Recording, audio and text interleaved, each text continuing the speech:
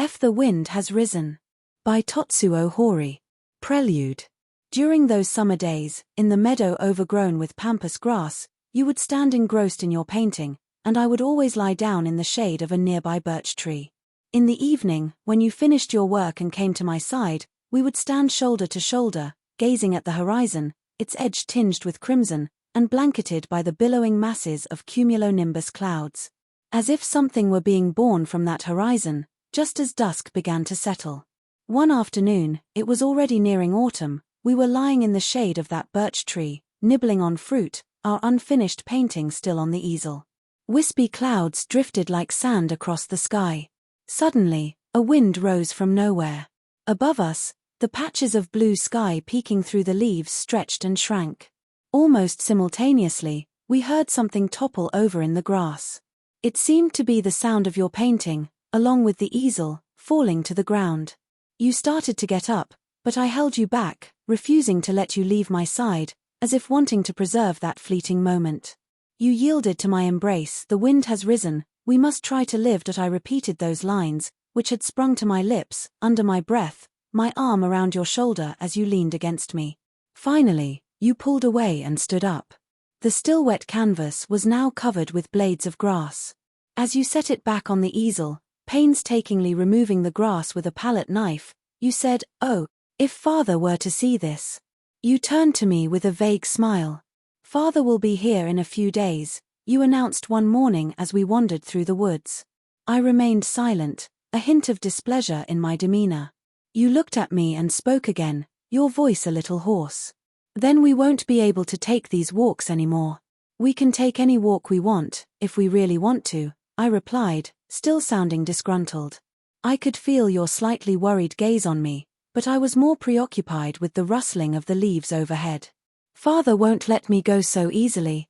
I finally looked back at you, my eyes filled with impatience. "So, are you saying this is goodbye? What else can we do?" you said, trying to give me a reassuring smile, as if resigned to the inevitable. How pale your face was then, and how pale your lips. I wonder why she's changed so much. She seemed to trust me completely before. I mused, feigning perplexity, as I awkwardly navigated the narrow mountain path, its exposed roots increasingly prominent, letting you walk slightly ahead. The trees were dense here, and the air was cool. Small streams cut through the landscape here and there. Suddenly, a thought struck me. Perhaps this summer, just as you had been so compliant with someone like me, whom you met by chance, you were simply submitting to your father, and to whatever force controlled him, and by extension, you. Setsuko. If that's who you are, I'll love you even more. When my life is more stable, I'll come for you. Until then, stay as you are with your father. I told myself, but as if seeking your approval, I suddenly took your hand. You let me hold it. We walked hand in hand, stopping before a stream, silently gazing at the dappled sunlight filtering through the low shrubs, barely reaching the ferns and undergrowth at the bottom of the ravine. We watched the leaves, stirred by a faint breeze, with a certain sadness. A few days later, in the dining room, I saw you having dinner with your father, who had come to take you home. You sat with your back to me, looking awkward. Your demeanor and gestures, unconsciously adopted in your father's presence, made you seem like a young woman I had never met before. Even if I called her name, I muttered to myself, she wouldn't even look at me. As if she no longer recognized my voice. That night, after returning from a solitary, uneventful walk, I lingered in the deserted hotel garden. The scent of mountain lilies filled the air. I stared blankly at the few lit windows of the hotel. A light fog seemed to be rolling in. As if frightened by it, the lights in the windows began to disappear one by one. Finally, when the entire hotel was plunged into darkness, a window opened with a soft creak. A young woman in a rose-colored nightgown leaned against the windowsill. It was you. Even now, I can vividly recall the bittersweet happiness that filled my days after you left. I shut myself in my hotel room and resumed the work I had neglected for you. I was able to immerse myself in it with unexpected tranquility. The seasons changed. The day before my departure, I took a walk. My first in a long time. Autumn had transformed the forest into a chaotic jumble. The trees, now bare of most of their leaves, revealed the deserted terraces of the villas beyond. The damp smell of fungi mingled with the scent of fallen leaves. This unexpected passage of time, the time that had elapsed since our parting without my realizing it, felt strange. Somewhere within me, I held a conviction that our separation was only temporary. Perhaps that's why the passage of time began to take on a completely different meaning. I vaguely sensed this, even before I fully understood it. A few minutes later, I emerged from the forest and stepped into a meadow overgrown with pampas grass, stretching out to the distant horizon. I lay down in the shade of a birch tree, its leaves already turning yellow. This was the same spot where I used to lie during those summer days, watching you paint. The horizon, which had been almost constantly obscured by cumulonimbus clouds back then, now revealed the distant mountain range, its white peaks clearly visible above the swaying pampas grass. As I gazed intently at those distant mountains, memorizing their every contour, I began to realize with growing certainty that I had finally found what nature had reserved for me. Spring. It was March. One afternoon, I casually dropped by Setsuko's house, as if on a whim during a walk. In the shrubbery near the gate, her father, wearing a large straw hat like a laborer, was pruning the trees with shears in hand. I approached him, pushing aside the branches like a child, exchanged a few greetings, and then watched him work with a curious gaze. Peeking through the branches, I noticed small white specks glistening here and there. They seemed to be buds. She seems to be doing much better these days, her father said suddenly, looking up at me, referring to Setsuko, to whom I had recently become engaged. When the weather gets a little warmer, we should consider sending her to a different climate. That would be good, but... I stammered, pretending to be preoccupied with a bud that had caught my eye. I've been looking for a suitable place. Her father continued, oblivious to my distraction. Setsuko suggested the sanatorium in F, and I hear you know the director there. Yes, I replied absently, finally reaching for the white bud I had been admiring. But do you think she'll be all right there on her own? Everyone seems to go there alone. But I'm not sure if she can manage. He looked troubled, but instead of looking at me, he abruptly snipped a branch in front of him. Unable to contain myself any longer, I blurted out the words I knew he was waiting for me to say. If you'd like, I could go with her. I should be able to finish my current project by then, I said, gently releasing the branch with the bud I had just picked. Her father's face instantly brightened. That would be wonderful. But I'm so sorry to trouble you. Not at all. In fact, being in the mountains might be better for my work. We talked about the mountain region where the sanatorium was located. Our conversation gradually shifted to the plants he was tending. A sense of mutual sympathy seemed to enliven even our most trivial exchanges. Is Setsuko awake? I asked casually after a while. I suppose so. Please, go ahead, through there. He gestured with his shears towards the garden gate. I slipped through the shrubbery, forced open the gate, which was slightly jammed due to the entwined ivy, and made my way across the garden to the detached room that had once been her studio, but was now her sick room. Setsuko must have known I was there, but she hadn't expected me to come in through the garden. She was lying on a chaise longue in a brightly colored robe over her nightgown, toying with an unfamiliar-looking woman's hat with a thin ribbon. As I approached, she saw me through the French doors and made a slight movement as if to get up. But she remained lying down, turning her face towards me, and gave me a slightly embarrassed smile. Were you awake? I asked, taking off my shoes rather abruptly at the door. I woke up for a bit, but I got tired quickly. She tossed the hat, which she seemed to have been playing with listlessly, onto the nearby dressing table. It missed and fell to the floor. I picked it up, bending down so close that my face was almost touching her feet, and began toying with it, just as she had been doing. Finally, I asked, what were you doing with this hat? I don't know when I'll ever be able to wear it, but father bought it for me yesterday. Isn't he strange? He chose this hat. He's a wonderful father. Here, try it on. As I playfully made a gesture as if to put the hat on her head, she said, no, don't. She sat up slightly, as if to avoid me, and gave me a weak smile as if to apologize. Then, as if suddenly remembering something, she began to smooth her slightly tangled hair with her thin, noticeably frail hand. Her casual yet naturally feminine gesture had a breathtakingly sensual quality, as if she were caressing me. I couldn't tear my eyes away. I placed the hat gently on the dressing table and fell silent, as if lost in thought, still avoiding her gaze. "Are you angry?" she asked suddenly, looking up at me with concern. "No," I replied, finally meeting her eyes. Then, without any preamble, I blurted out, "Your father just mentioned it, but do you really want to go to the sanatorium?" "Yes, I don't know when I'll get better like this. I'll go anywhere if it means I can recover quickly." "But what is it? What were you going to say?" "It's nothing." "Tell me anyway." "You won't tell me?" "Shall I tell you?"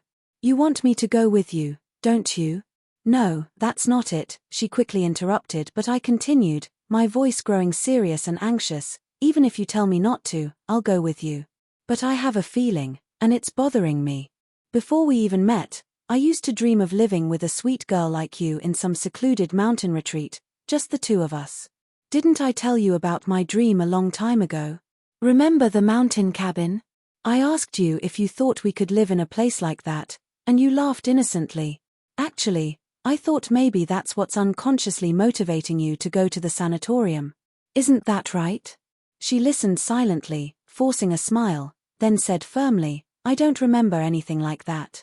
She looked at me intently, her eyes filled with pity. "You come up with the strangest ideas sometimes."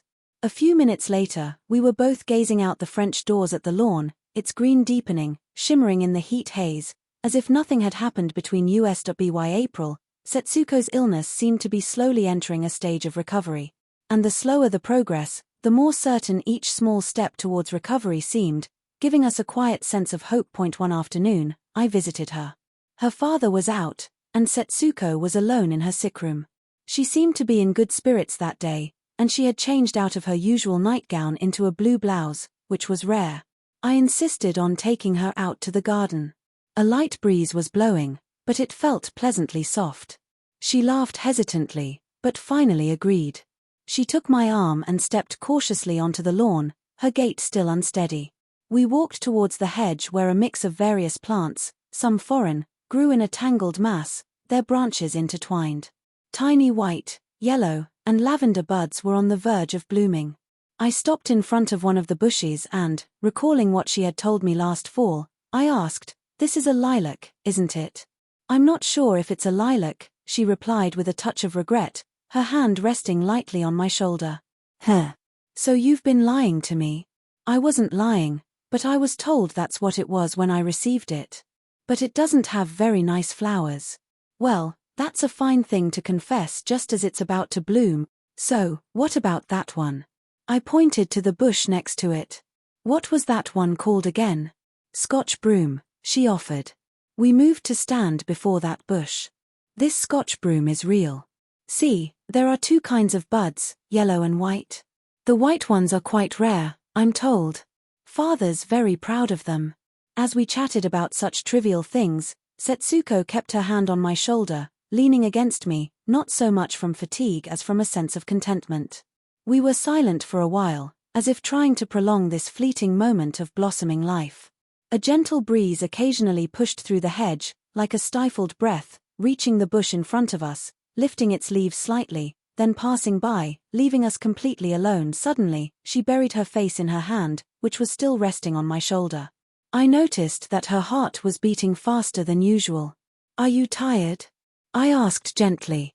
"No," she whispered, but I felt her weight increasing against my shoulder. "It makes me feel so bad for you that I'm so weak," she murmured, so softly that I almost imagined it. Why doesn't she understand that her fragility makes me love her even more? I silently pleaded with her, pretending not to have heard, remaining perfectly still. Then, she suddenly lifted her face, looking at me intently, before lowering it again. "I wonder why I've become so weak lately. I never used to mind, even when I was much sicker." She mumbled in a low voice, as if talking to herself.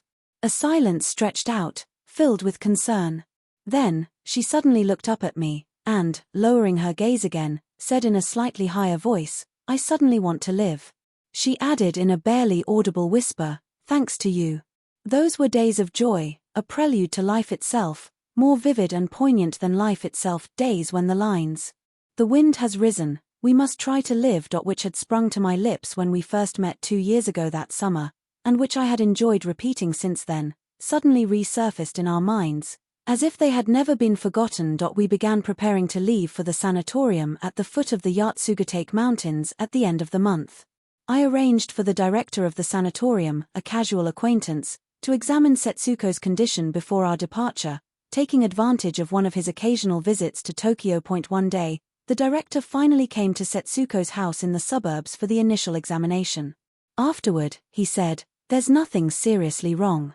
Just stay in the mountains for a year or two and be patient," leaving those words with the patient and hurrying away.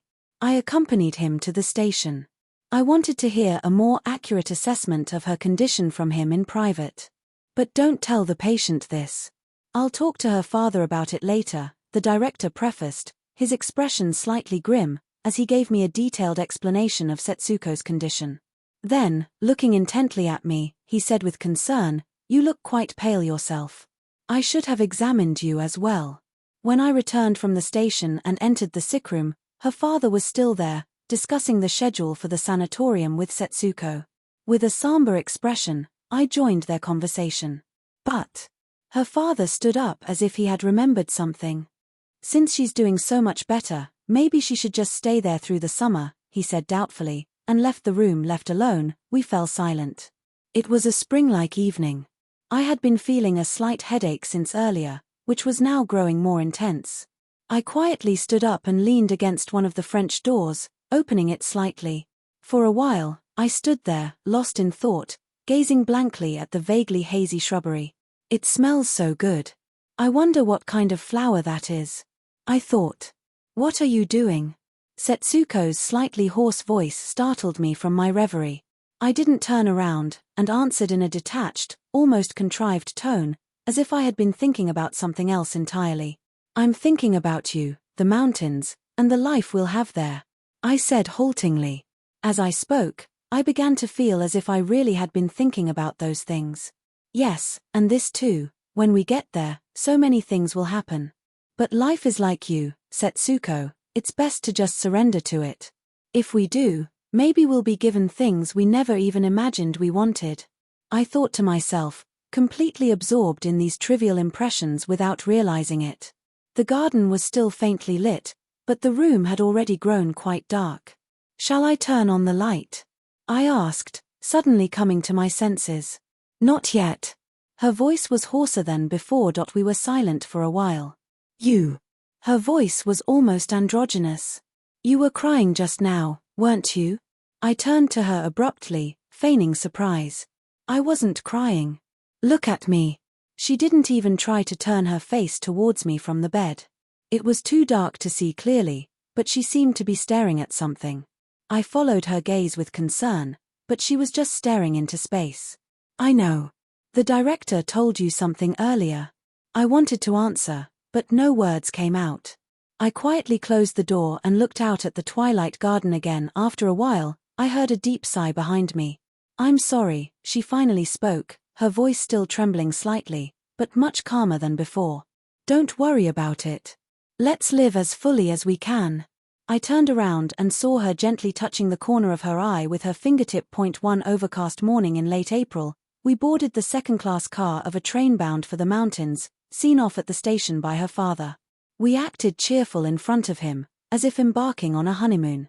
The train slowly pulled away from the platform, leaving him standing there alone, trying to appear casual, his back slightly hunched, suddenly looking much older. Once we had left the platform, we closed the window and sat down in a corner of the nearly empty car, our faces suddenly somber. We sat with our knees pressed together, as if trying to warm each other's hearts. The wind has risen. By the time our train had climbed countless mountains, run along deep valleys, and traversed vast plateaus dotted with vineyards, finally beginning its relentless ascent into the mountains, the sky had lowered, and the dark clouds, which had seemed to form a solid mass, had begun to separate and move, pressing down on us. The air grew chilly. I turned up my collar and watched with concern as Setsuko, bundled in her shawl with her eyes closed, looked not so much tired as slightly feverish. She occasionally opened her eyes and looked at me. At first, we exchanged smiles each time our eyes met, but eventually, we just looked at each other with apprehension, quickly averting our gazes. Then, she would close her eyes again. "It's getting cold. Do you think it will snow?" she asked. "Does it snow even in April?" "It's possible around here." I looked out the window. It was only around 3 o'clock, but it was already getting dark. I noticed we were passing through the foothills of the Yatsugatake Mountains, with countless bare larches interspersed with dark fir trees, but the actual mountains were nowhere to be seen. The train stopped at a small, shed-like station, typical of the foothills. An elderly porter in a happy coat bearing the sanatorium's logo was there to meet us. I supported Setsuko with my arm as we walked to the old, small car waiting outside the station. I felt her stumble slightly in my arms, but pretended not to notice. "Are you tired?" I asked. "Not really." A few locals seemed to be whispering among themselves around us, but they disappeared into the village, blending in with the other villagers as we got into the car. After passing through the village, a row of shabby houses, our car began to climb a bumpy slope that seemed to stretch all the way to the unseen ridges of the Yatsugatake Mountains. Then, a large building with a red roof and several wings came into view, backed by a forest. "That's it," I murmured, feeling the car tilt. Setsuko looked up briefly, her eyes filled with a hint of anxiety, and gazed vaguely at the building. At the sanatorium, we were shown to room number 1 on the second floor of a ward at the far end of the building, backing onto the forest. After a brief examination, Setsuko was ordered to bed rest. The linoleum-floored room contained only a white bed, table, chairs, and the few trunks the porter had just brought in. Left alone, I paced restlessly around the sparsely furnished room, checking the weather outside the window repeatedly, instead of going into the cramped adjoining room meant for the attendant. The wind dragged heavy, dark clouds across the sky. Sharp gusts tore through the trees in the forest behind the building. I stepped out onto the balcony, shivering slightly. The balcony stretched uninterrupted to the other end of the ward. It was completely deserted, so I walked along it, peering into each room. I saw a patient lying in bed in the 4th room, visible through a half-open window, and quickly turned back. The lamps were finally lit. We sat down to the meal the nurse had brought us. It was a rather lonely first meal together. During the meal, the surroundings had grown quiet, and I hadn't noticed anything out of the ordinary, but apparently it had begun to snow. I stood up, narrowed the half-open window slightly, pressed my face against the glass, and watched the snow falling intently, my breath fogging the pain. Then, I turned to Setsuko and began to say, "Hey, why don't you?" She lay in bed, looking up at me pleadingly, and put her finger to her lips as if to silence me. The sanatorium faced south, its several wings extending parallel to each other, situated where the vast, gently sloping ochre foothills of the Yatsugatake Mountains began to level out.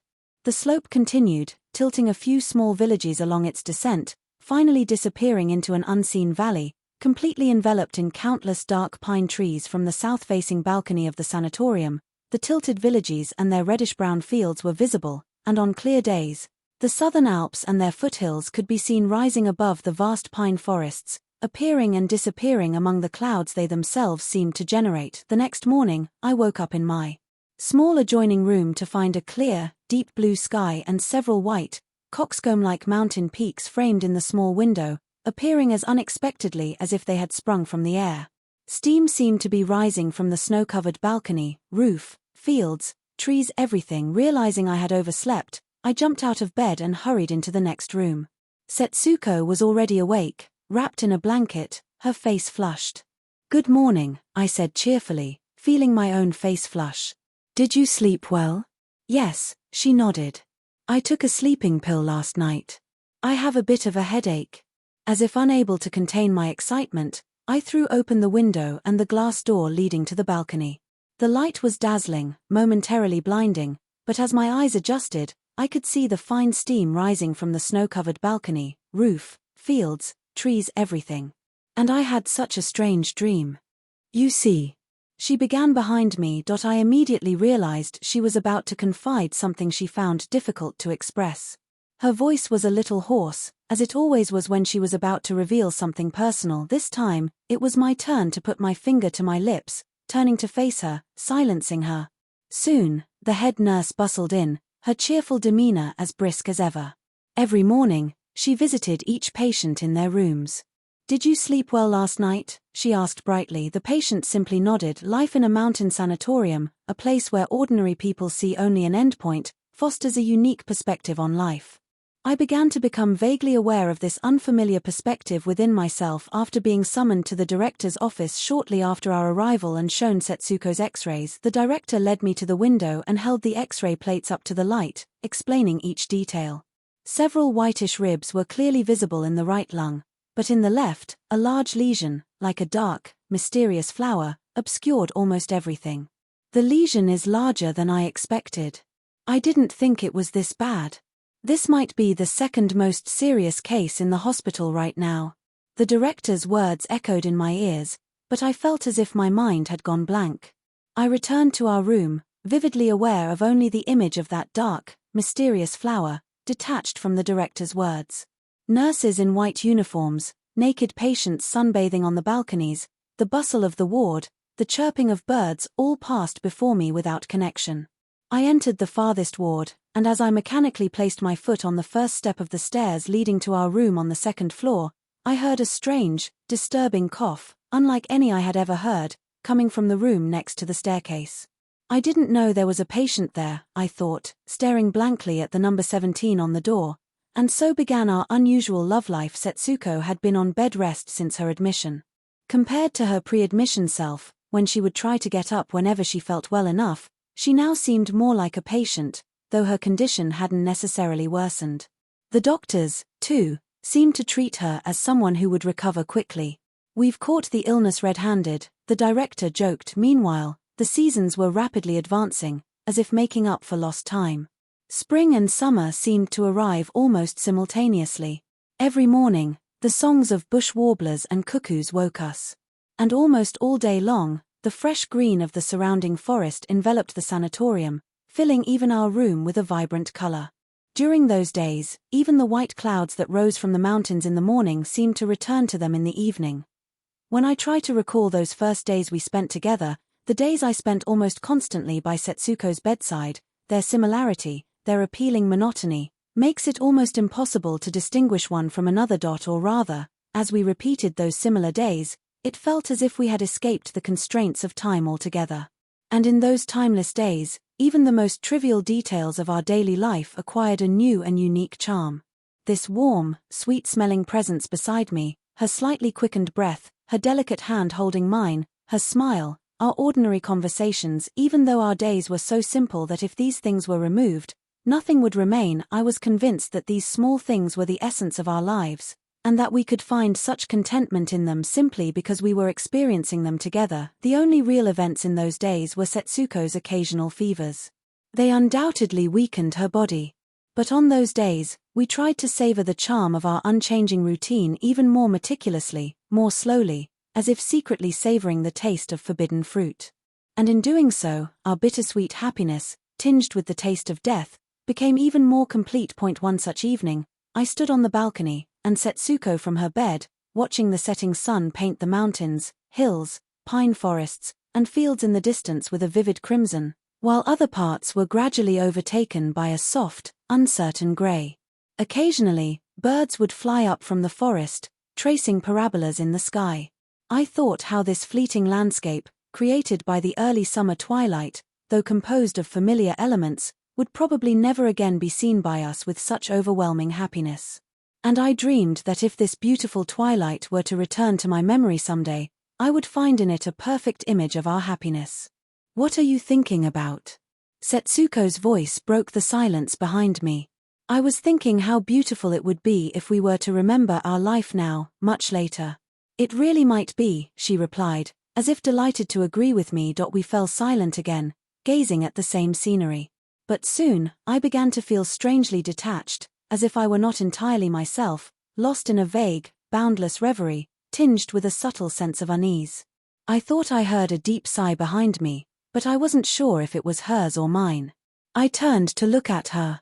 "If only we could," she began, her voice a little hoarse, looking at me intently. She hesitated, then continued in a resigned tone, unlike her usual self, "If only we could live like this forever." "Don't say that," I cried out softly, feeling a surge of impatience. "I'm sorry," she replied curtly, turning away from me. The strange feeling I had been experiencing transformed into a kind of irritation. I looked at the mountains again, but the extraordinary beauty that had momentarily graced the landscape had already vanished that night. As I was about to retire to the adjoining room, she called me back. "I'm sorry about what I said earlier." "It's all right." I was going to say something else, but I ended up saying that instead. "What were you going to say?" "You once said that nature only appears truly beautiful to the eyes of someone who is about to die." I remembered that just then. I felt that the beauty of the twilight was like that somehow. She looked at me intently, as if trying to convey something. Struck by her words, I involuntarily lowered my gaze. A thought suddenly crossed my mind. The vague feeling that had been irritating me began to crystallize. That's right, why didn't I realize it? It wasn't me who found nature so beautiful at that moment. It was us. It was as if Setsuko's soul was dreaming through my eyes, in my own way. And yet, without even realizing that she was dreaming of her final moments, I was selfishly thinking about our long life together. When I finally looked up, she was still gazing at me intently. I avoided her gaze, bent over her, and gently kissed her forehead. I felt deeply ashamed. Summer arrived. It was even more intense than in the lowlands. Cicadas chirped incessantly in the forest behind the building, as if something had caught fire. Even the scent of resin drifted in through the open windows. In the evenings, many patients had their beds moved out onto the balcony to breathe more easily. Seeing them, we realized for the first time how many new patients had arrived at the sanatorium recently. But we continued to live in our own world, oblivious to everyone else. The heat had completely suppressed Setsuko's appetite, and she often had trouble sleeping at night. I became even more attentive to the sounds in the corridor, the bees and horseflies buzzing around the open window, anything that might disturb her afternoon naps. I even worried about my own breathing, which grew heavier in the heat. Watching over her as she slept, holding my breath, was like a kind of sleep for me as well. I was acutely aware of the subtle changes in her breathing as she slept.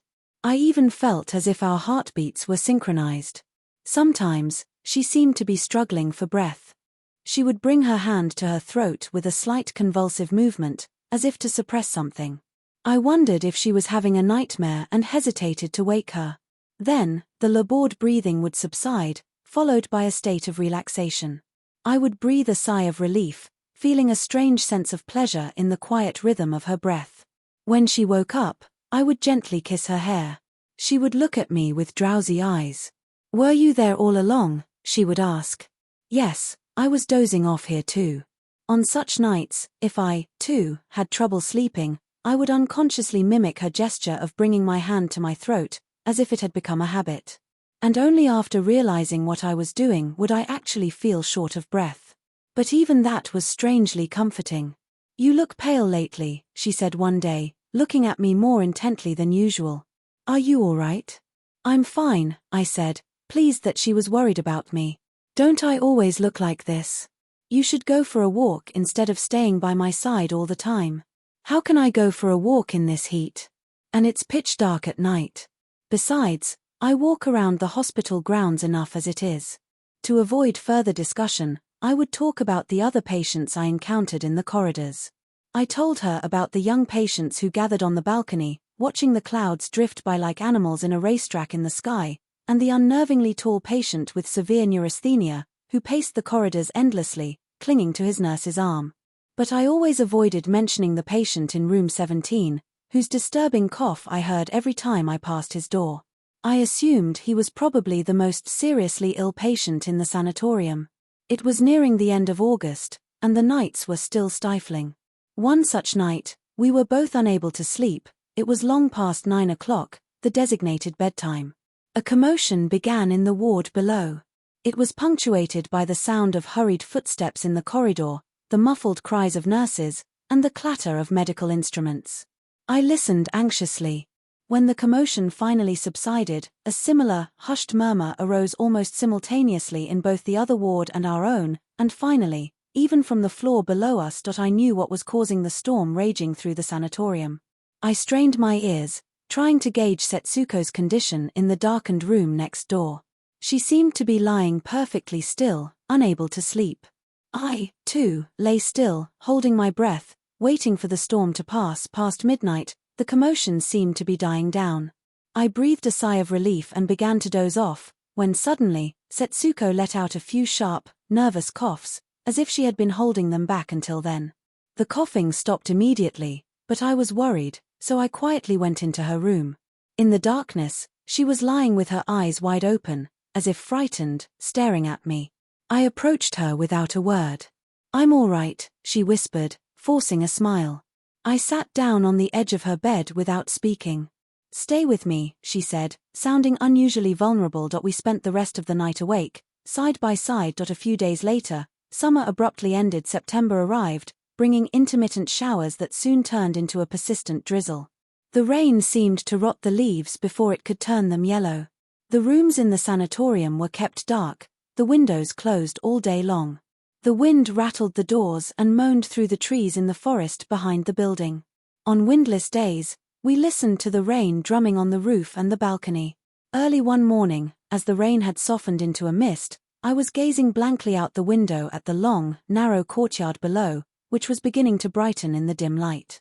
I saw a nurse walking through the misty rain, picking wildflowers and cosmos, and approaching our ward. I recognized her as the nurse from room 17. Perhaps the patient with the disturbing cough has died, I thought, watching the nurse, her face wet with rain, excitedly gathering flowers. My heart began to pound. Was he the most critical case here? But if he's finally gone, who's next? I wish the director hadn't told me. I continued to stare out the window, my face pressed against the glass, even after the nurse disappeared behind the balcony with her large bouquet of flowers. "What are you looking at?" Setsuko asked from her bed. "There's a nurse picking flowers in the rain.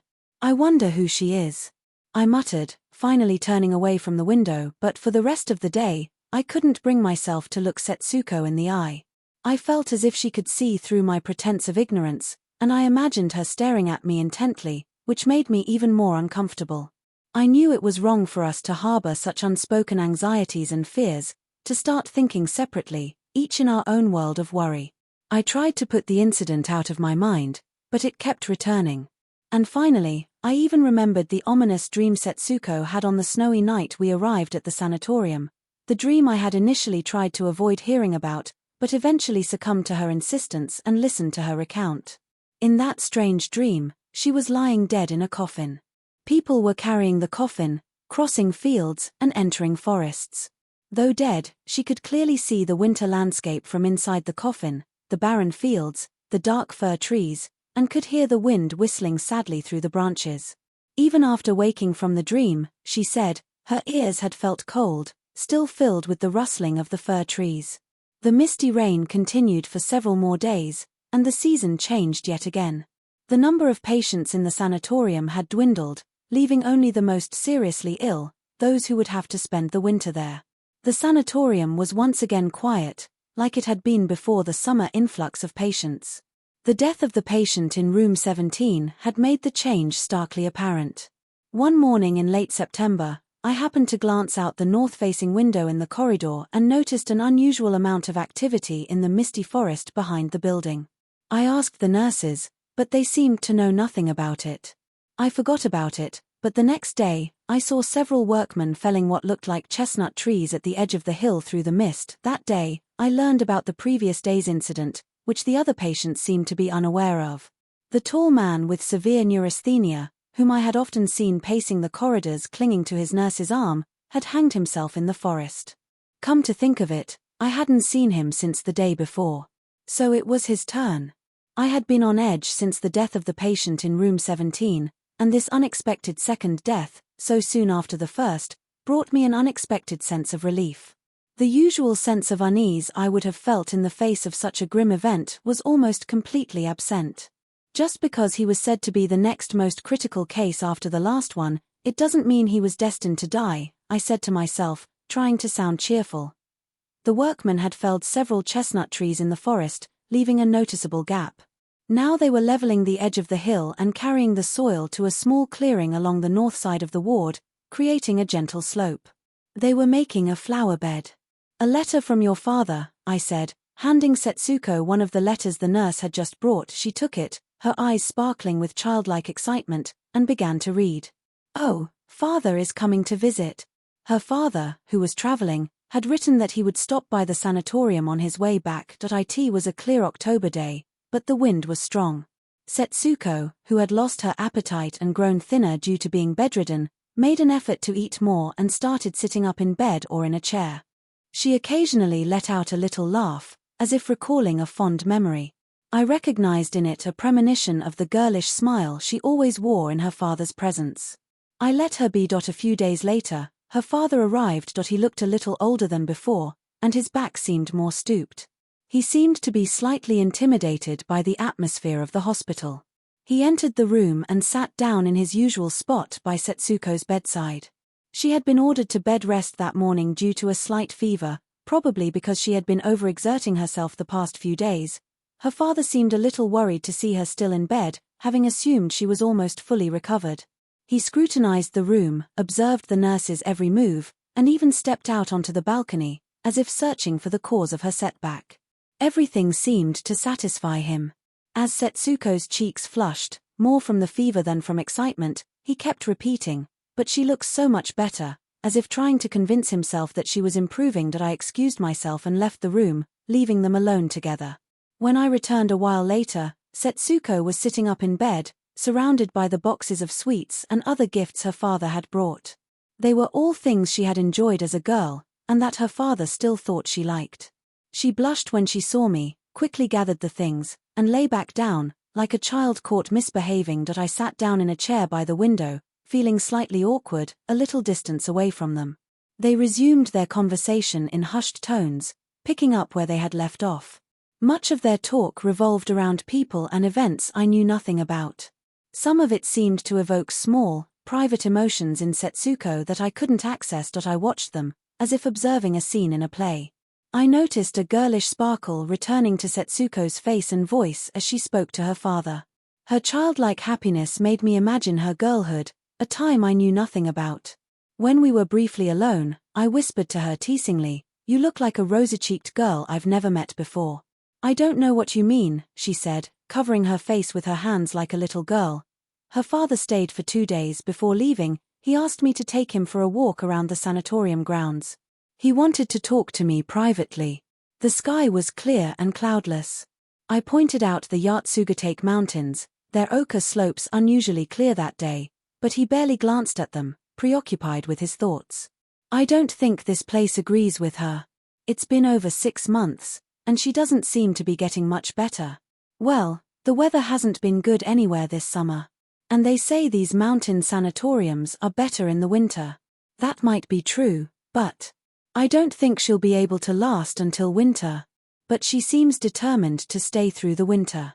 I struggled to explain to him how much our happiness depended on the solitude of the mountains, but I hesitated, remembering the sacrifices he was making for us. "Since she's come all this way, why don't you let her stay as long as she can?" "But will you stay with her through the winter?" "Of course I will. I'm so sorry to impose on you. But are you able to work here?" "No. You should focus on your work instead of just looking after her." "Yes, I plan to start soon." I mumbled. "It's true, I've neglected my work for too long. I need to start working again somehow." As these thoughts filled my mind, I felt a growing sense of unease. We walked in silence for a while, standing on a hill, gazing at the countless scale-like clouds that had begun to spread across the western sky. We returned to the sanatorium through the forest, its leaves now completely yellow. The workmen were still there, leveling the hill. As we passed them, I said casually, "They're making a flower bed here, apparently." That evening, after seeing her father off at the station, I returned to Setsuko's room to find her lying in bed on her side, racked by a violent coughing fit, unlike any I had ever witnessed. When the coughing subsided slightly, I asked, "What's wrong?" "It's nothing. It will stop soon," she managed to say. "Give me some water." I poured some water from the flask into a glass and held it to her lips. She took a sip and was calm for a moment, but then another, even more violent fit of coughing seized her. I leaned over her as she writhed on the bed, feeling helpless. "Shall I call a nurse?"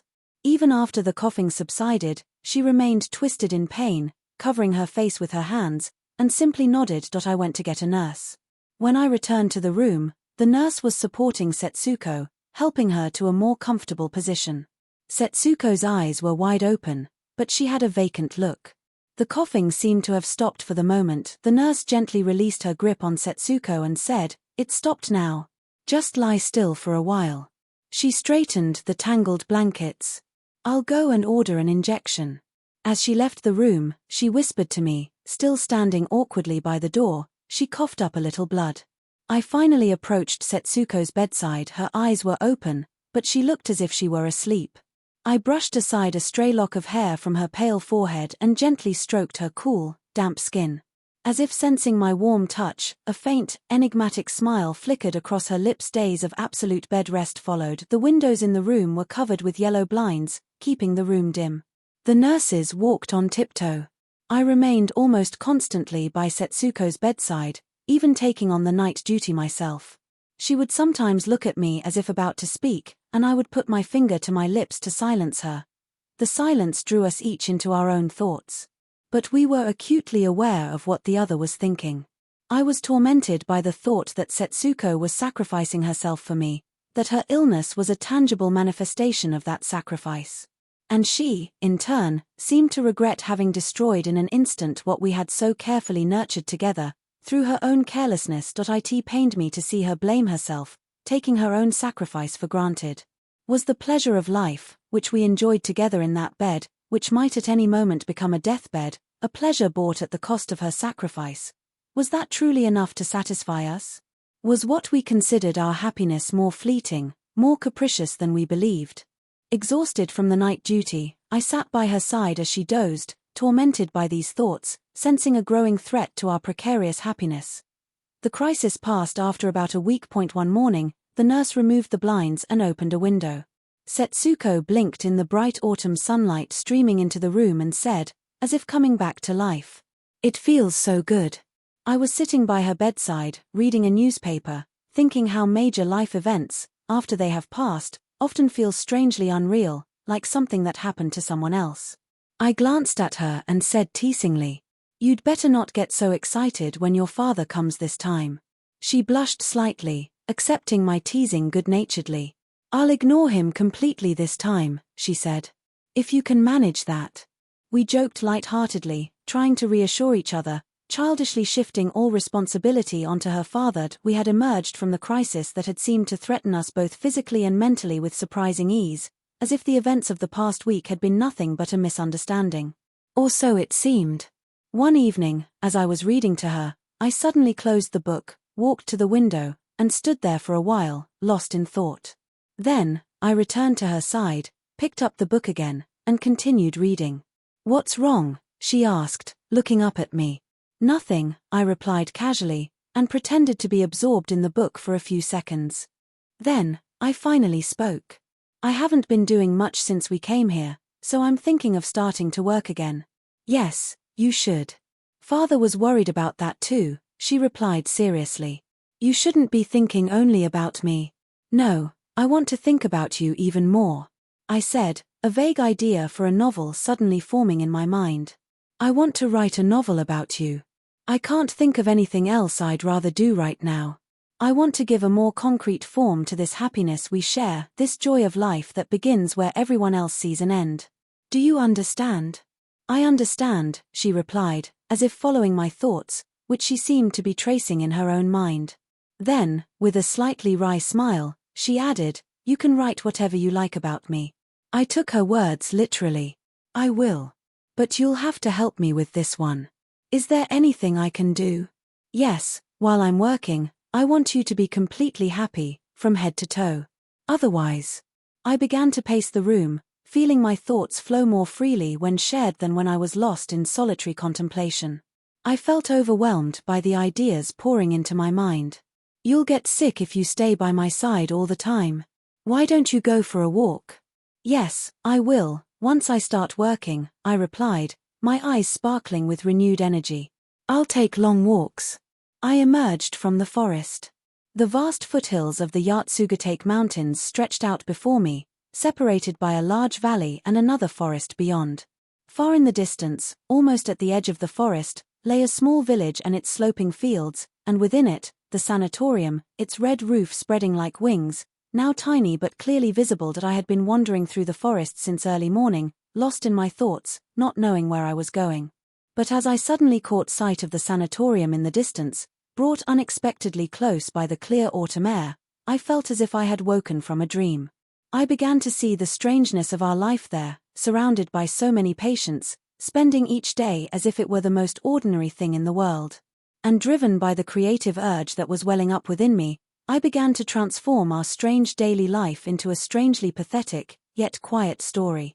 Setsuko, I don't think anyone has ever loved like this before. You didn't exist before. And neither did I. My thoughts drifted from one thing to another, sometimes moving swiftly, sometimes lingering, hesitating. I spoke to Setsuko, even though she was far away, and I heard her replies. Our story seemed endless, like life itself. It began to live on its own, unfolding independently of my will, leaving me behind, and, as if seeking its own conclusion, it contrived a sad ending for the ailing heroine. A young woman, sensing her approaching death, using all her fading strength to live cheerfully, nobly, a young woman, dying happily in her lover's arms, grieving only for the sorrow of the one left behind. The image of such a woman appeared clearly before my eyes, as if drawn in the air. A man, wanting to purify their love, takes his sick lover to a mountain sanatorium. But as death threatens them, he begins to doubt whether the happiness they seek, even if fully attained, will truly satisfy them. The woman dies contentedly, grateful for the man's devoted care in her final moments. And the man, aided by her noble death, finally finds the strength to believe in their small happiness. The ending of the story seemed to be waiting for me. And suddenly, the image of the dying woman struck me with unexpected force. I felt a surge of inexplicable fear and shame, as if waking from a nightmare.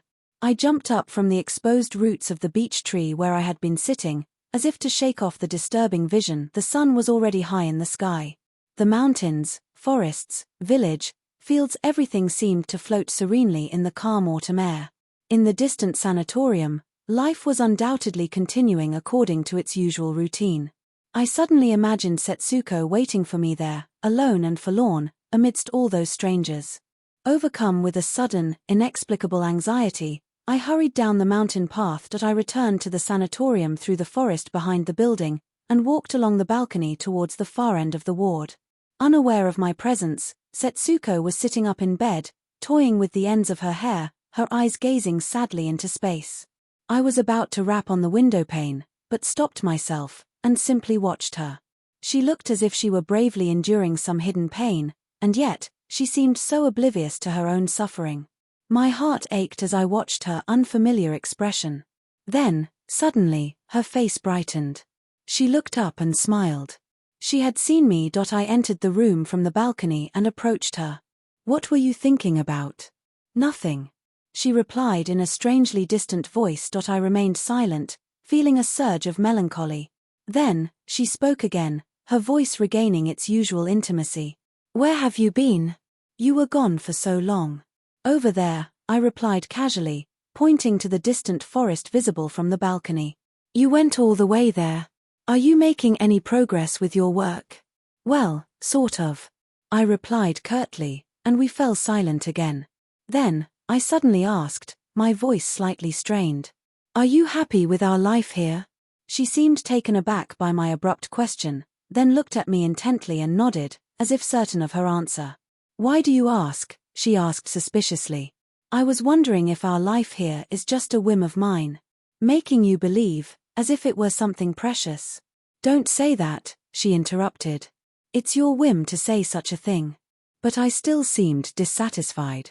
She watched me silently for a while, fidgeting nervously, then finally burst out, as if unable to contain herself any longer. Don't you see how happy I am here? Even when I was very ill, I never once wanted to go home. What would have become of me if you hadn't been here with me? Just now, while you were gone, at first I tried to be patient, thinking that the longer you were gone, the happier I would be when you returned. But when you didn't come back even after the time I had imagined you would, I started to get anxious. This room, where I'm always with you, began to feel unfamiliar, and I almost wanted to run away.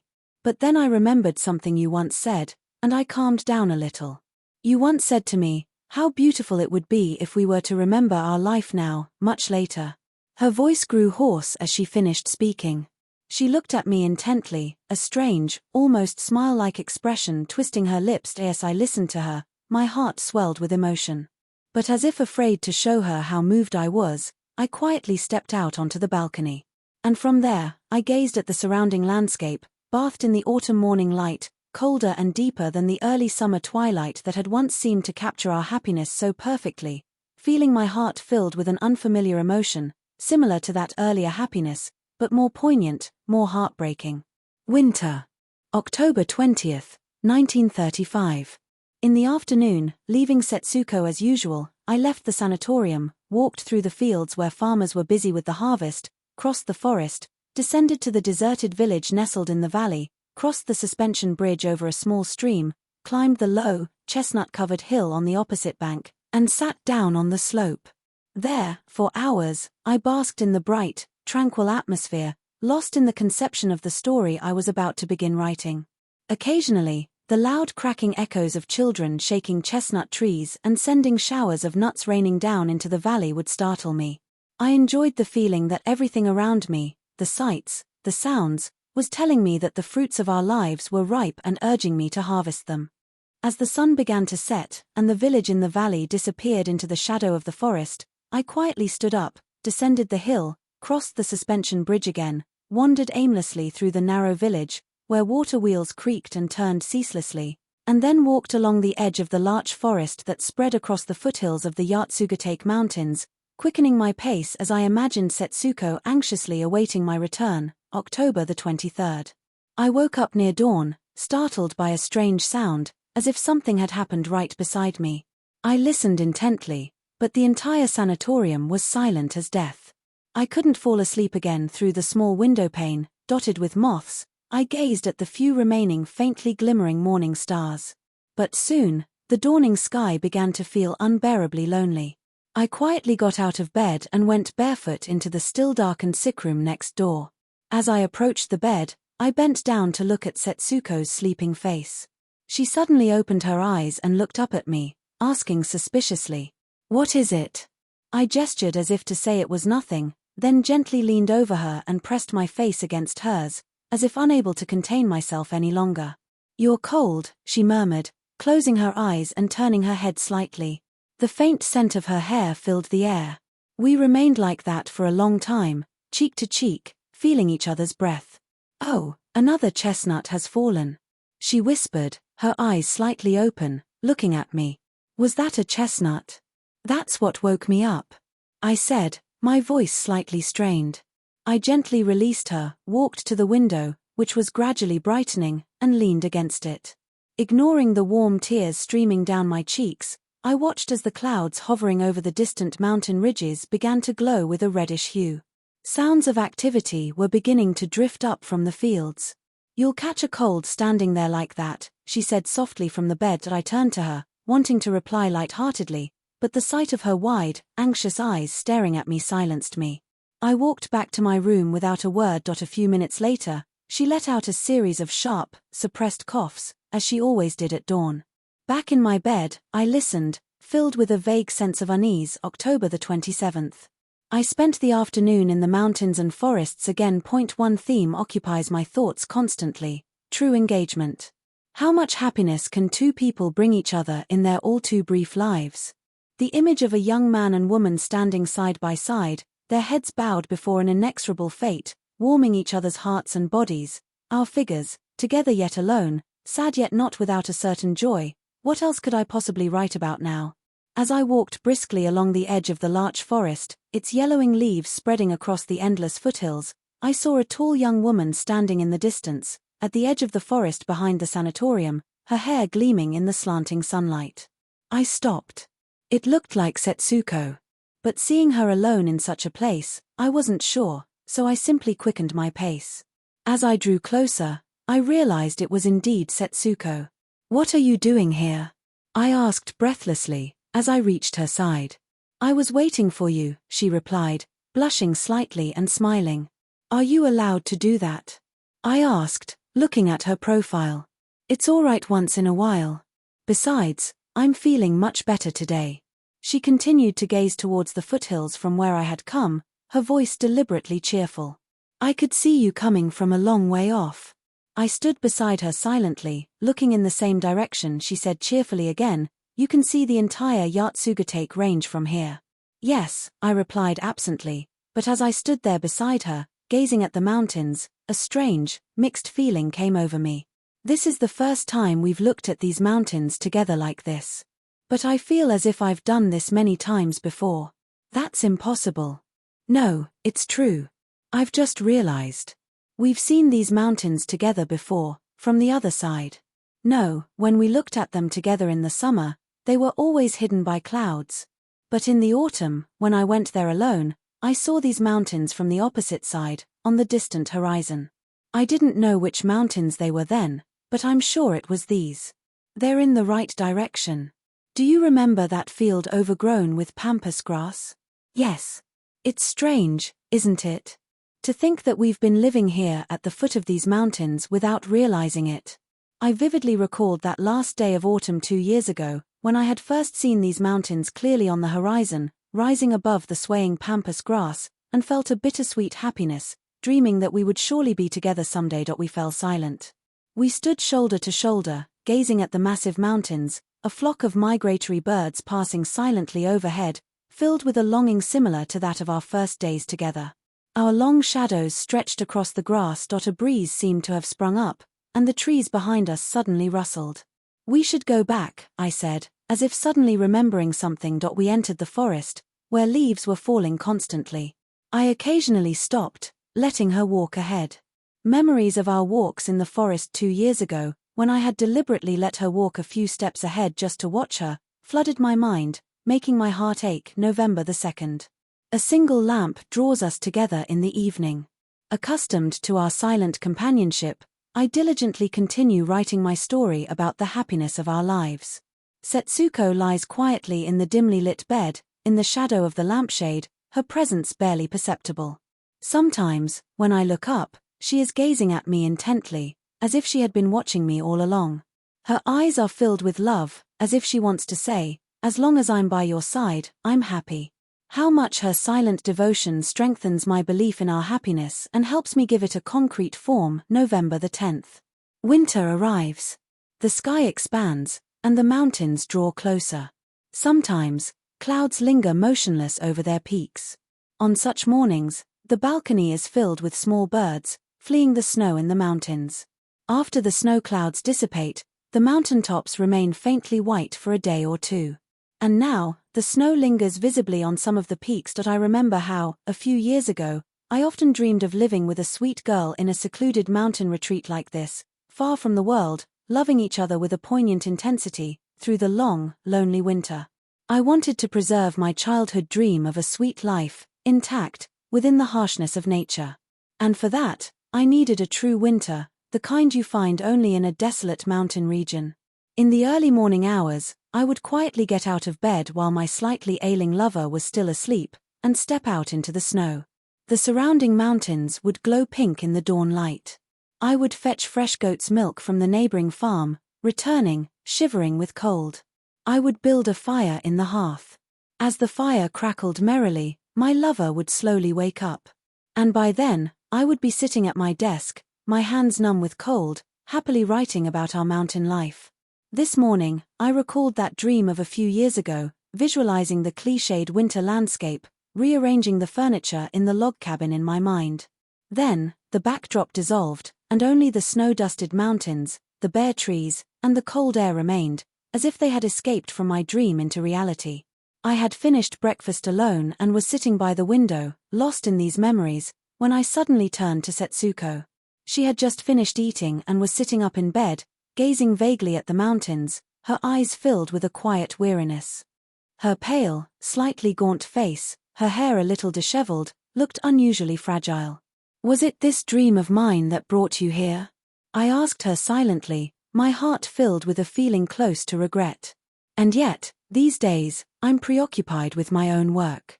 Even when I'm by your side, I don't think about you, not really.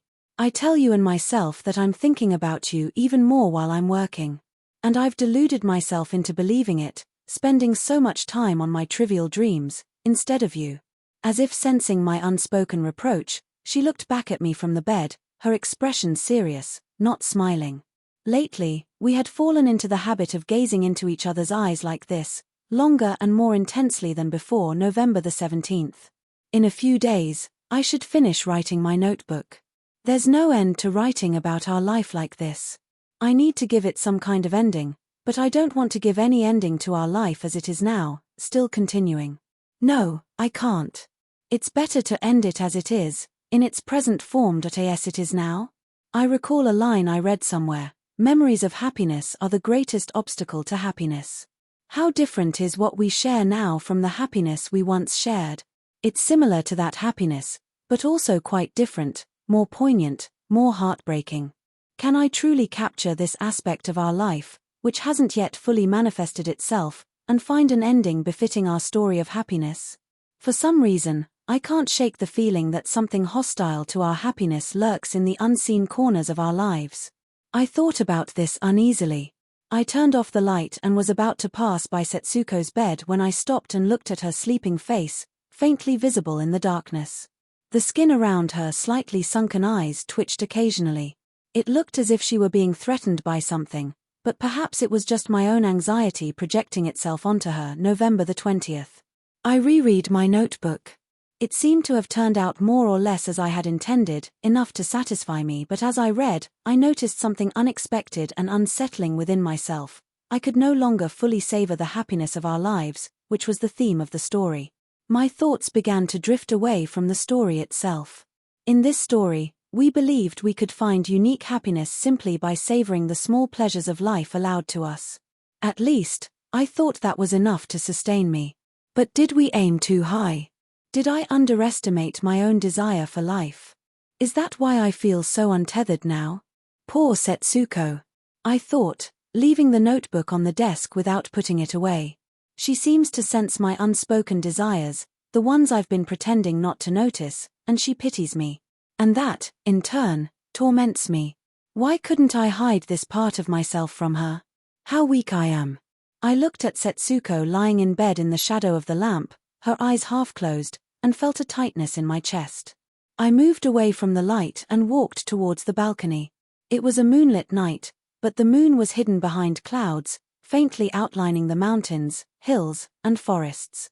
Everything else was dissolved in a dull, bluish darkness. But I wasn't looking at any of that.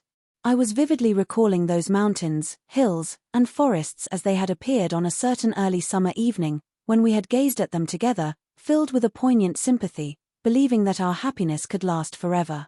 I had recalled that fleeting landscape, where we ourselves had seemed to become a part of it, so many times that it had become a part of our being, to the point that their present form, changing with the seasons, was sometimes almost invisible to us. Was it enough that we had such a moment of happiness to justify our lives together? I asked myself. I heard soft footsteps behind me. It must be Setsuko.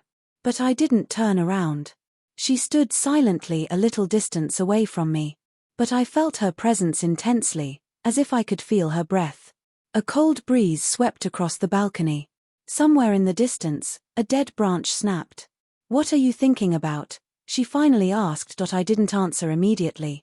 Then, I turned to her abruptly and asked with an uncertain smile, "Don't you know?" She looked at me cautiously, as if afraid of a trap. "You're thinking about my work, aren't you?" I said slowly. "I can't think of a good ending. I don't want it to end as if we had lived in vain. Why don't you help me think of one?" She smiled at me. But her smile was tinged with anxiety. "I don't even know what you've written," she said softly. "That's true," I said, with another uncertain smile. "I'll read it to you sometime. But it's not even close to being finished yet." We went back inside. As I sat down by the lamp and picked up my notebook, she stood behind me, her hand resting lightly on my shoulder, peering at the pages over my shoulder. I turned around abruptly and said curtly, "You should go to bed." "Yes," she replied obediently, removing her hand from my shoulder with a slight hesitation, and returned to her bed. I don't think I can sleep, she said after a few minutes, as if talking to herself. Shall I turn off the light? I'm finished for now. I turned off the light, stood up, and went to her bedside. I sat down on the edge of the bed and took her hand. We sat in silence for a while, holding hands in the darkness. The wind seemed to have picked up. It moaned through the trees, occasionally buffeting the sanatorium, rattling the windows. Finally, it rattled our window slightly. As if frightened by the sound, she held my hand tightly, her eyes closed, as if trying to concentrate on some inner process. After a while, her grip loosened. She seemed to have fallen asleep, or was pretending to. Now it's my turn, I muttered, and went back to my own dark room, to try and lull myself to sleep, knowing I wouldn't be able to. November the 26th. Lately, I often wake up just before dawn. When I do, I often get up quietly and gaze at Setsuko's sleeping face. The edges of the bed and the bottles on the nightstand are gradually turning yellow, but her face remains pale. Poor girl, I sometimes murmur, as if it had become a habit. This morning, too, I woke up before dawn. After gazing at her sleeping face for a long time, I tiptoed out of the room and into the forest behind the sanatorium, its trees starkly bare. Only a few dead leaves clung to the branches, rustling in the wind. As I emerged from the empty forest, the sun, having just risen above the Yatsugatake peaks, was beginning to paint the clouds hanging low over the mountains to the south and west with a bright red glow. But the light hadn't yet reached the ground.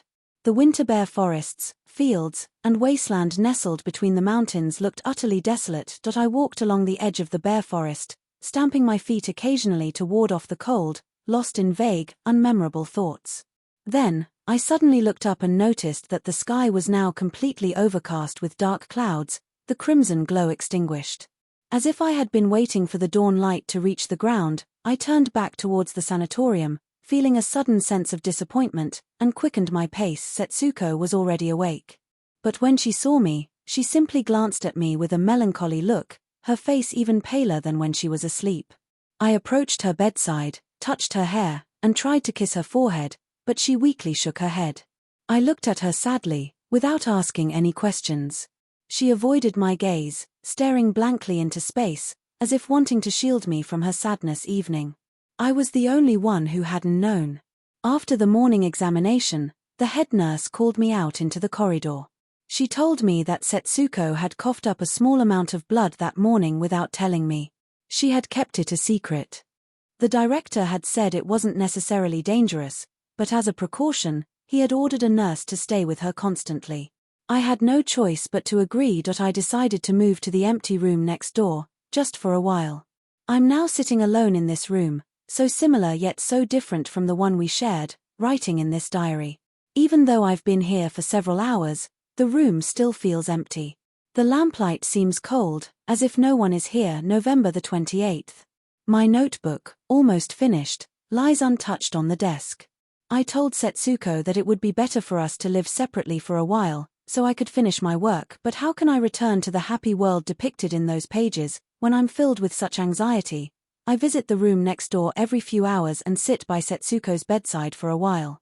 But talking is discouraged, so we mostly sit in silence. Even when the nurse isn't there, we hold hands silently, avoiding each other's gaze. But when our eyes do meet, she gives me a slightly embarrassed smile, just like she did in the early days of our relationship. Then, she quickly looks away and lies quietly, staring into space, showing no sign of complaint. She once asked if my work was progressing. I shook my head. She looked at me with pity. But she hasn't asked again. And the days pass quietly, one much like another, as if nothing had happened. She even refuses to let me write to her father in her stead. At tea night, I sit at my desk, doing nothing, watching the shadows cast by the lamp on the balcony gradually fade as the darkness envelops the room, feeling as if it mirrors the darkness in my heart. I wonder if she, too, is lying awake, thinking of me. December 1st. The moths, drawn to my lamp, seem to have multiplied again. At tea night, they fly in from nowhere and beat against the closed windowpane, injuring themselves in their frantic search for the light, as if trying to bore a hole through the glass. Even after I turn off the light and go to bed, annoyed by the incessant fluttering, they continue their desperate struggle for a while before gradually weakening and finally clinging motionless to the glass. The next morning, I always find a dead moth under the window, like a withered leaf. Tonight, too, a moth has flown into the room and is circling madly around the lamp above my desk. It suddenly drops onto the paper in front of me with a soft thud and lies still. Then, as if suddenly remembering that it is still alive, it takes flight again, seemingly not knowing what it is doing. It falls onto the paper again with another thud. I don't try to chase it away, watching indifferently as it struggles and dies on the paper in front of me, filled with a strange dread. December the 5th. We were alone in the late afternoon. The nurse had gone to eat. The winter sun was already setting behind the western mountains. The slanting rays suddenly brightened the room, which had grown chilly. I was sitting by Setsuko's bedside, my feet on a foot warmer, hunched over a book. Suddenly, she said, "Oh, father." I looked up at her, startled. Her eyes were unusually bright. But I pretended not to have heard her and asked casually, "Did you say something?" She didn't answer for a moment. Her eyes seemed to grow even brighter. "Do you see that patch of sunlight on the left edge of that low mountain?" She pointed towards the mountains, as if emboldened, then put her finger to her lips, as if struggling to find the right words. "There's a shadow there that looks just like father's profile. It always appears around this time of day. See? Can't you see it now?" I followed her finger and recognized the mountain she was referring to, but I could only see the sharply defined folds of the mountainside, highlighted by the slanting sunlight. "It's fading." "Oh, the forehead is still there." I finally saw the fold of the mountain that resembled her father's forehead. It reminded me of his strong, prominent brow. She's even searching for her father in these shadows. She still feels his presence, she's calling out to him. A moment later, darkness enveloped the low mountain, and all the shadows disappeared. "Do you want to go home?" I blurted out, the first thought that came to mind. I anxiously searched her eyes. She looked at me almost coldly for a moment, then quickly averted her gaze and said in a barely audible, hoarse whisper, "Yes, I suddenly want to go home." I bit my lip and quietly moved away from the bed towards the window behind me. She said in a trembling voice, "I'm sorry. But it's just for a moment. I'll be all right soon." I stood by the window, my arms crossed, without speaking. Darkness had gathered at the foot of the mountains, but their peaks were still faintly lit. A sudden, choking fear gripped me. I turned abruptly to look at Setsuko. She was covering her face with her hands. Overcome by a sense of impending loss, I rushed to the bed and pulled her hands away from her face. She didn't resist her high forehead, her eyes now filled with a quiet light, her firm lips. Everything looked the same as always, yet somehow more inviolable. And I felt childish for having been so frightened for no reason. My strength seemed to drain away, and I sank to my knees, burying my face in the edge of the bed. I pressed my face against the covers, feeling her hand gently stroking my hair. The room had grown dark, the valley of the shadow of death. December 1st, 1936, K-Village. The village, which I hadn't seen in almost 3.5 years, was completely buried in snow. It had been snowing continuously for a week, and finally stopped this morning, I was told. The young village woman I had hired to cook and her younger brother loaded my luggage onto the boys' small sled and led the way to the mountain cabin where I planned to spend the winter. I almost slipped several times as I followed them, the snow in the valley already frozen hard. My rented cabin was located in a small valley a little north of the village, where several old foreign villas were scattered about, supposedly the last one at the edge of the settlement. The foreigners who spent their summers here called this valley the Valley of Happiness. I wondered what could possibly be happy about this desolate, deserted valley, as I followed the two children up the valley, passing by the snow-covered, abandoned villas. A completely different name for the valley came to mind. I almost hesitated to say it, but then I did, the Valley of the Shadow of Death. Yes, that seemed much more fitting, at least for me, spending my lonely widowerhood in this place, in the depths of winter. As I pondered this, we finally reached the last cabin, the one I had rented. It was a small, bark-roofed structure with a tiny veranda, surrounded by snow, covered in strange animal tracks. While the older sister went inside to open the shutters, I asked the younger brother about the tracks. He pointed out the tracks of rabbits, squirrels, and pheasants. I stood on the snow-covered veranda and looked around. The valley we had just climbed up looked like a perfect little miniature from above. I watched the small boy, who had already gone back down on his sled, disappear among the bare trees below. After surveying the valley, I went inside the cabin, which seemed to be ready. The walls were lined with cedar bark, the ceiling low and unfinished. It was more rustic than I had imagined, but not unpleasant. I went upstairs to the second floor. There were 2 of everything, 2 beds, 2 chairs. Just enough for you and me. I remembered how I used to dream of living with you in a mountain cabin like this, in perfect seclusion. In the evening, after dinner was ready, I sent the village girl home. I pulled a large table close to the hearth and decided to do all my writing and eating there. I noticed the calendar on the wall was still on September. I tore off the page, marked today's date, and opened my diary for the first time in a year, December the 2nd.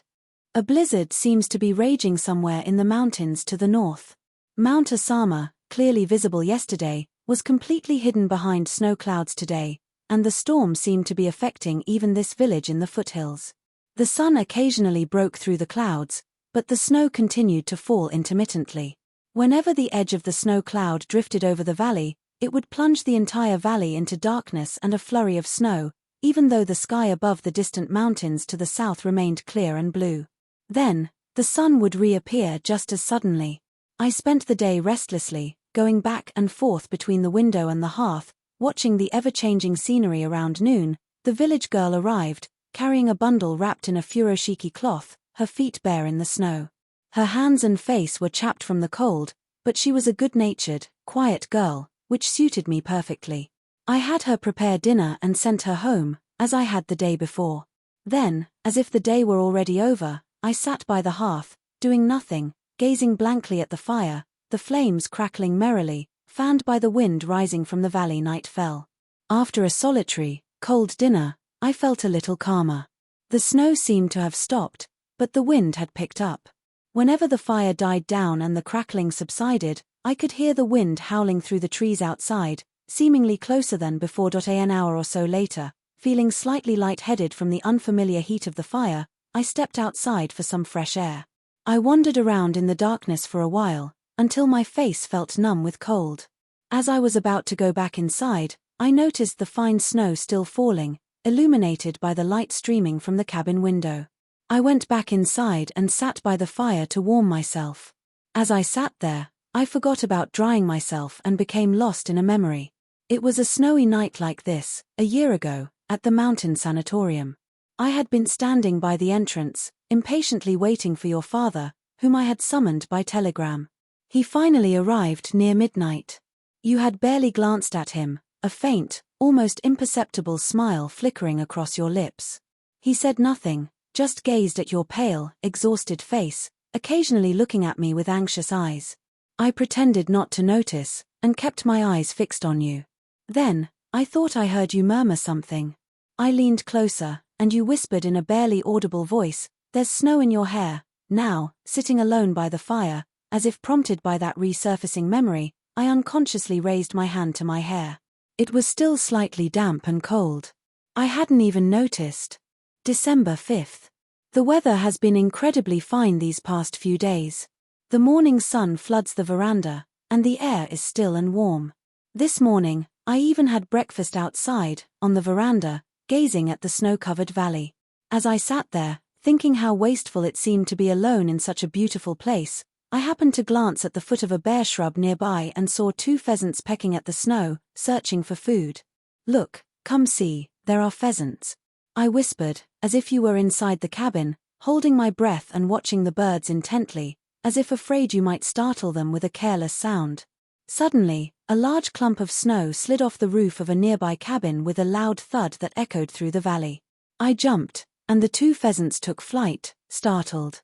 At that moment, I felt your presence vividly beside me, your wide, anxious eyes fixed on me, as they always were when you were startled. In the afternoon, I finally ventured out of the valley and walked around the snow-covered village. The forests, the roads, the houses, everything was blanketed in snow, and I couldn't quite reconcile them with the village I remembered from the summer and autumn. A small Catholic church had been built since my last visit, its beautiful, unpainted wooden structure already showing signs of weathering beneath its snow-covered, pointed roof. This made the village seem even more unfamiliar. I walked through the snow-covered forest where we used to paint together. I thought I recognized a familiar fir tree. But as I approached, a sharp bird cry pierced the air. A small, bluish bird, unlike any I had ever seen before, fluttered out of the branches, startled, but then landed on another branch nearby and let out another series of sharp cries, as if challenging me. I turned away from the fir tree, feeling strangely unwelcome. December the 7th. As I was passing by the small church at the edge of the forest near the village hall, I thought I heard a cuckoo call, twice. The sound seemed both distant and very near, and I looked around, at the bare bushes, the dead trees, the sky, but the call wasn't repeated. I concluded I must have imagined it. But before I could dismiss it entirely, the surrounding landscape, the bare bushes, the dead trees, the sky, transformed into their familiar summer forms, vividly reappearing in my mind. But at the same time, I realized with a sudden pang that everything I had possessed in this village, that summer 3 years ago, was now lost, leaving nothing behind. December the 10th. For the past few days, you haven't been coming to me vividly, and my solitude has become almost unbearable. In the mornings, the fire in the hearth often refuses to catch, and I become so impatient that I almost tear it apart in frustration. It's only then that I feel your presence beside me, your anxious eyes watching me. I take a deep breath and rebuild the fire carefully. I end the afternoons. I sometimes decide to walk down to the village, but the roads are muddy from the melting snow, and my shoes become heavy and caked with mud, making it difficult to walk, so I usually turn back before reaching the village. And as I reach the edge of the valley, where the snow is still frozen hard, I breathe a sigh of relief, but then I remember the long, steep climb back to my cabin. I try to bolster my spirits by reciting verses from the Psalms. Yeah, though I walk through the valley of the shadow of death, I will fear no evil, for thou art with me, thy rod and thy staff they comfort me. I recall those lines, or at least my vague memory of them, and say them to myself, but they sound hollow to my ears. December the 12th. In the evening, as I walked along the water-wheel path by the small church, I saw the church's servant, a young man, carefully scattering cinders on the snow-covered ground. I stopped beside him and asked casually if the church was open all winter. "They're going to close it up in a couple of days," he replied, pausing for a moment from his task. "Last year it was open all winter, but this year the priest is going to Matsumoto. Are there many parishioners here even in the winter?" I asked, a little rudely. "Not many. The priest usually says Mass by himself every day." As we were chatting, the priest, a German, I was told, returned from his walk. I ended up talking to him, trying to make sense of his halting Japanese, but he seemed to misunderstand something. He insisted that I come to Mass the following Sunday, December the 13th, Sunday. Around 9 o'clock that morning, I went to the church, without any real purpose. The priest was already saying Mass, a young deacon standing beside him, before a small altar lit by candles. I didn't know what to do, so I sat down quietly in one of the straw chairs at the back, trying to make no noise. But as my eyes adjusted to the dim light, I noticed a middle-aged woman in black sitting in the first row, in the shadow of a pillar, a shadow I had assumed was empty. I realized that she had been kneeling there for some time, and I suddenly felt a chilling sense of emptiness within the church. The Mass continued for another hour or so. Towards the end, I saw her pull out a handkerchief and dab at her face. But I couldn't figure out why. The Mass finally concluded, and the priest, without looking at the congregation, retired into a small side room. The woman remained still, kneeling in the same position. But I quietly slipped out of the church. It was a grey day. I wandered aimlessly through the snow-covered village, feeling strangely unfulfilled. I went back to the meadow where we used to go to paint, a meadow with a single birch tree standing in its center, and touched the snow-covered base of the birch tree, feeling the cold seep into my fingertips. But I could barely recall the image of you there. I turned away and walked back up the valley to my cabin, filled with an unspeakable loneliness that I was about to go inside when I stopped and sat down on the veranda floor, breathless from the climb, and then, I suddenly felt you beside me, as if to comfort my melancholy. But I ignored you, resting my head on my hand. And yet, I could feel your presence more vividly than ever, as if your hand were about to touch my shoulder. "Dinner is ready." The village girl called from inside the cabin, having been waiting for me. Feeling unusually dejected, I wished she would let me stay outside a little longer. I went inside without a word and ate my solitary meal. As the afternoon approached, I felt still more restless, and, without a word, I went back out to the veranda. I stood there, gazing down at the valley, still mostly covered in snow, just as I had before, but this time without you. Then, I saw a figure slowly emerging from the forest, scanning the valley. I watched, curious, as the figure climbed the hill towards me. It was the priest, looking for my cabin. December the 14th. Yesterday evening, I met with the priest, and he invited me to visit the church. He said he would be leaving for Matsumoto soon after closing the church tomorrow, and he kept apologizing for having to leave while trying to gain a new parishioner. I immediately thought of the middle-aged woman I had seen at the church. I was about to ask the priest about her, but then I wondered if perhaps he had mistaken me for someone else. Our awkward conversation became increasingly sporadic. Finally, we fell silent, sitting by the overly warm hearth, gazing through the window at the bright, wintry sky, where small, ragged clouds were scudding across the windy expanse. "The sky is so beautiful on a cold day with wind," the priest said casually. "It is, you're right, you can't see such a sky on a calm, warm day," I parroted, feeling strangely touched by his simple words. After an hour, I returned to my cabin and found a small package. My order for Rilke's Requiem had finally arrived, along with several other books, all tagged and routed, finally reaching me after having been sent around the country. That night, after preparing for bed, I sat by the fire, occasionally listening to the wind, and began reading Rilke's Requiem. December the 17th. It's snowing again. It's been falling almost non-stop since this morning. And as I watched, the valley in front of me turned white once more. The depths of winter are finally upon us. I spent the day inside, living by the fire, occasionally gazing blankly at the snowy valley from the window, then returning to my chair by the hearth, reading Rilke's Requiem, feeling a pang of regret for my own self-indulgence, for my inability to let you go quietly, to let you die in peace, in the face of my own persistent longing for you. I possess the dead and let them go as they will. But am surprised that they are so sure, so very confident. So quickly accustomed to being dead, and so very cheerful. Only you have come back. You graze me, wander around me, run into things, and for you they make a sound. And betray you. Oh, don't take away from me what I've labored so long to learn. I'm right, and you are wrong. If you long for something or someone, even when we have that thing before our eyes, it is not here. We perceive it only by reflecting it out of our being. December the 18th. The snow had finally stopped, so I decided to explore the forest behind the sanatorium, a place I hadn't visited yet. I walked deeper and deeper into the forest, occasionally getting drenched in a shower of snow as a branch above me shed its burden. I moved from one forest to another, feeling a strange excitement. There were no footprints, of course, just countless rabbit tracks all over the ground. Sometimes I noticed pheasant tracks crossing my path.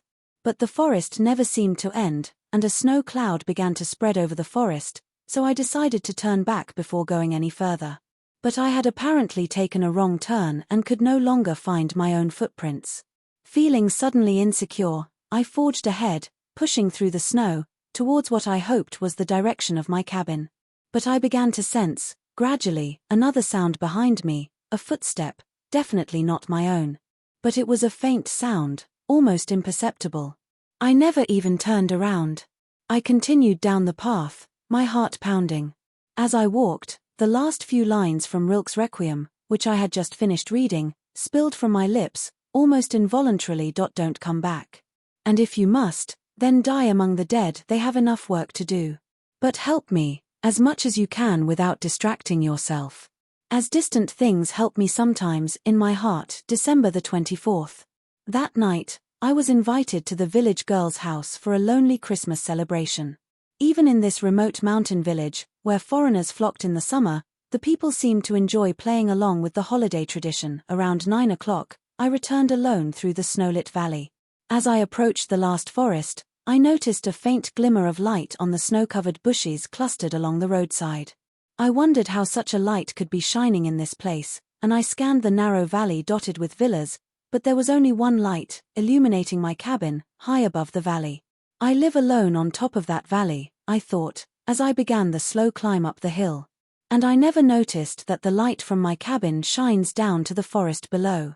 Look, I said to myself. You see those scattered specks of light on the snow, all over the valley, they're all from my cabin light. As I reached my cabin, I stopped on the veranda to take another look at how far the light illuminated the valley. But the light was weak, barely reaching beyond the cabin walls, and it faded into the snow-lit darkness of the valley. I thought the light reached so far, and now I see it's just this little bit, I muttered, a little disappointed, still gazing at the faint shadows of the light. Then, a thought struck me. But this is exactly like my life. I think my world is small, but it's probably much larger than I imagine, just like the light from this cabin. It's probably much larger than I think, and perhaps it keeps me alive, without even knowing I exist. That unexpected thought kept me standing there, on the cold, snow-covered veranda December the 30th. It's a truly quiet night. As always, these thoughts continue to drift into my mind. I'm neither more happy nor more unhappy than anyone else. Happiness, those things we used to worry so much about, I've forgotten them completely now. I can choose to forget them, as if they were nothing. Perhaps this current state of mine is closer to happiness. Or, perhaps it's more like sadness, just a little more muted, but not entirely joyless. If I seem to live so casually, so unburdened, it's probably because I'm living in solitude, avoiding any contact with the world. But it's thanks to you, Setsuko, that a coward like me can manage such a thing. And yet, I've never once thought that I'm living like this for your sake. I can't help but think I'm just doing whatever I please for myself. Or perhaps, I do it for you, but I'm so accustomed to your love, which is so much more precious than I deserve, that it feels as if I'm doing it for myself. Did you love me so unconditionally, without asking for anything in return? As these thoughts filled my mind, I suddenly stood up and went outside. I stepped onto the veranda, and I heard the wind whistling through the trees on the opposite side of the valley, seemingly far away.